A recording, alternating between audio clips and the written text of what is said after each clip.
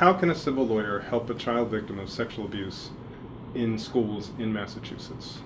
Um, there are a number of ways a civil lawyer can help. First of all, oftentimes when the parents of a child who've been sexually abused learn that their child has been abused, it really throws them into a state of panic and confusion.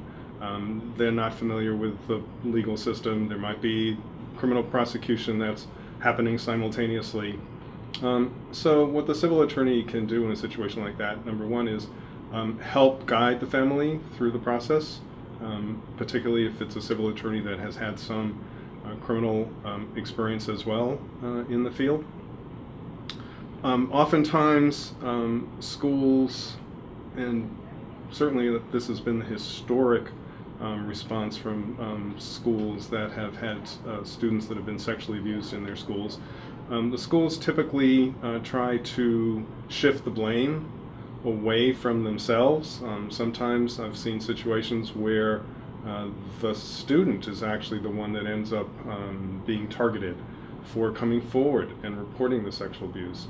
So it's often helpful to have a civil attorney on board to help deal with the situation that the student's experiencing at the school, but then more specifically, civil remedies in general for sexual abuse cases such as these that happen in schools are often cases that can help the student deal with the psychological and emotional aftermath of what has occurred in the sexual assault that they've experienced in the school.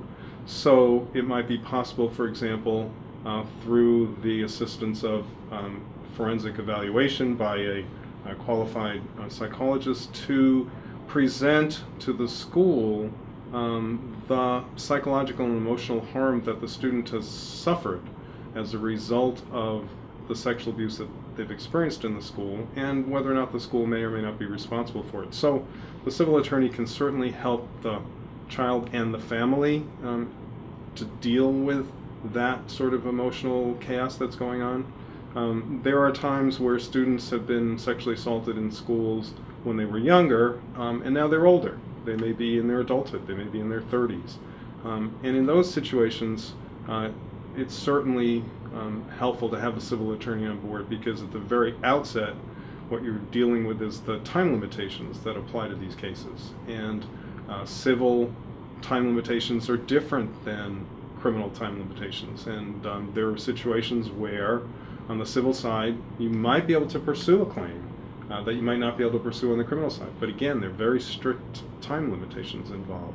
So having a civil attorney on board to consult with, at least at the outset, helps that individual, whether it's a young child and their parents, or whether it's an older adult that experienced this as a child, to understand their options, to know what their rights are, to not forego the opportunity that they might have for some recovery that might help them deal with the aftermath of what they experienced.